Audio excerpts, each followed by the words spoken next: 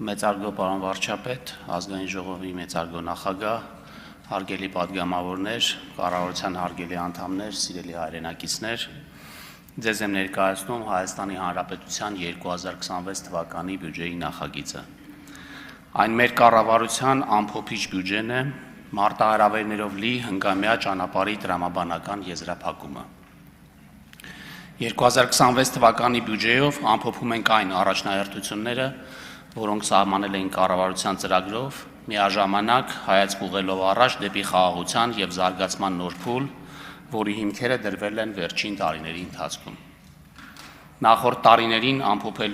տարիները ամփոփելու համատեքստում էական է ընդգծումը, որ բյուջեն պետք է լինի ճկուն և կարողանա արագորեն արձագանքել օրեցօր վերաձևակերպվող մեր աշխարհին, որն իրապես փոխվում է ավելի արագ, քան երբևէ։ Արհեստական բանականությունը, որին դեռ երեկ վերաբերվում էինք որպես ապագայի երևույթ, այսօր արդեն փոխում է աշխարհի բնույթ և անգամ տնտեսությունների կառուցվածք։ Այս և այլ գործոնների հաշվին ձևավորված նոր իրականության հետ մենք պետք է քայլենք համընթաց և փորձենք անգամ մեկ քայլ առաջ անցնել, մտածել երկարաժամկետ, բայց գործել հստակ նախանշված քայլերով և համապատասխան տեմպով։ Անգամ բարենպաստ շրջափուլերում անհրաժեշտ է պատրաստ լինել հնարավոր ռիսկերին, պահպանելով ֆիսկալ կայունությունը և առաջանցիկ տեմպով զարգացնել տնտեսության ներուժը։ Միևնույն ժամանակ ամուր լինելու համար պետք է առաջնորդվենք այն մտքով, որ յուրաքանչյուր դժվարություն կարող է դառնալ նոր հնարավորությունների և գաղափարների ստեղծման և զարգացման աղբյուր։ Կարևոր է միայն տեսնել այն հնարավորությունները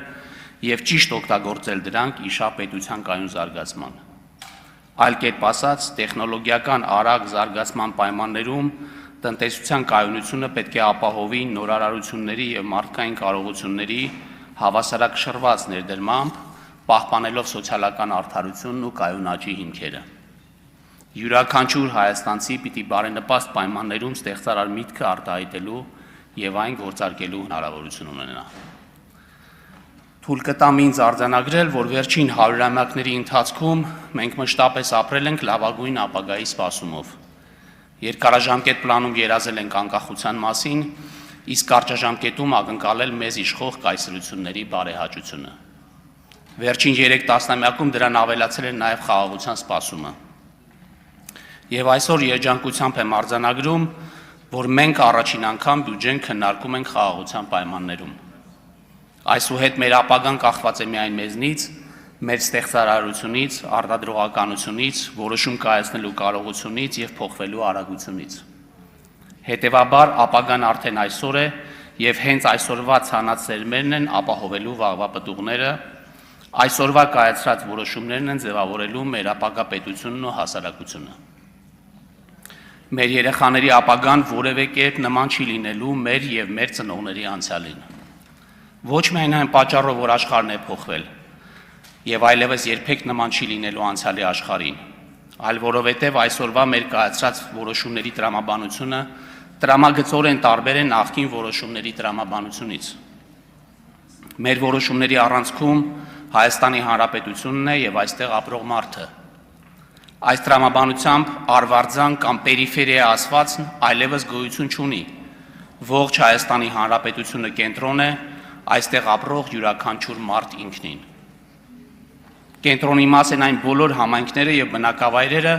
որտեղ մենք հսկայական ներդրումներ ենք իրականացնում հավասար հնարավորություններ ստեղծելու նպատակով։ Այսօր մեր կառուցած դղյակներն ու պալատները, դպրոցներն ու մանկապարտեզներն են և լավ աշխատանքի իրական արդյունքը ոչ թե մեր ընտանիքի բարեկեցության, այլ բյուջեի եկամուտների ավելացումն է, կամ որ նույնն է թե հայաստանցիների բարեկեցության բարձրացումը, որի ազդեցությունը զգում է յուրաքանչյուրը։ Մեր մոտեցումների ազդեցությունը տնտեսության զարգացման վրա ոչ միայն տեսանելի է, այլ նաև չափելի։ Մեր իրականացրած քաղաքականությունները արտահայտվում են ֆինանսական կայունության, եկամուտների աճի, ներդրումային միջավայրի վերափոխման և տնտեսության ներառական ու երկարաժամկետ աճի մեջ։ Թեև մեր զարգացման հիմքում մեր իսկ ընդունած որոշումներն են, սակայն լինելով համաշխարհային տնտեսության անբաժանելի մաս և վերջինիս արդեն իսկ ավելի ակտիվ մասնակից, կարևոր է նաև հասկանալ, թե ինչպիսի գլոբալ և տարածաշրջանային միջավայրում ենք մենք գործում։ 2025 թվականին համաշխարհային տնտեսությունը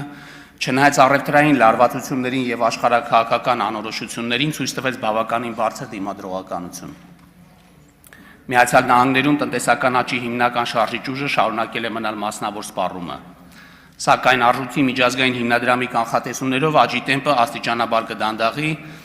եթե 2024 թվականին այն կազմել է 2.8%, ապա 25 թվականին ակնկալվում է 2, իսկ 26-ին 2.1% աճ։ Եվրոգոտում տնտեսական վերականգնումը մնում է թույլ, բայց կայուն։ Այստեղ դեռ զգացվում են էներգետիկ ճգնաժամի եւ ֆինանսական խստացման հետևանքները, սակայն սպասվում է տնտեսական աճի որոշակի արագացում պայմանավորված ներքին պահանջարկի աստիճանական վերականգնմամբ եւ գնաճային ճնշումների մեղմացմամբ։ Իսկ Չինաստանում երրորդ եռամսյակում աճը դանդաղել է պայմանավորված անշարժ գույքի շուկայի թուլացմամբ եւ սպառման թույլ տեմպերով։ Ըստ կանխատեսումների տնտեսական աճի տեմպերը կդանդաղեն 2025 թվականին կազմելով 4.8%, իսկ 26-ին 4.2%։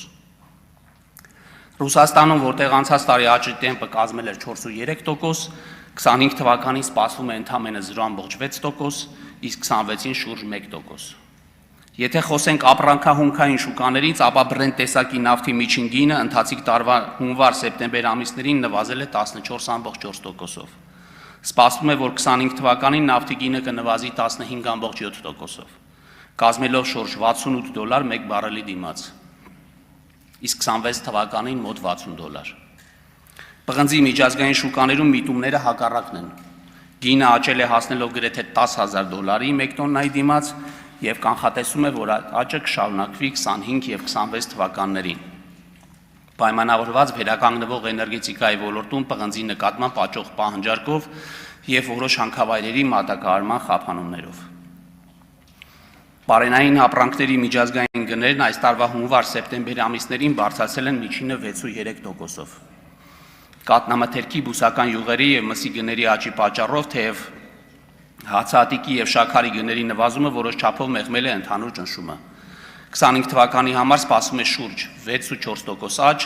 իսկ միջնաժամկետում 2.2%։ Այս բոլոր երևույթներն իրենց դրական ազդեցություն են ունենալու հաջորդ տարվա մեր ցուցանիշների վրա, որպես վառելիք ներմուծող եւ պղինձ ու բարենային ապրանք արտահանող երկիր։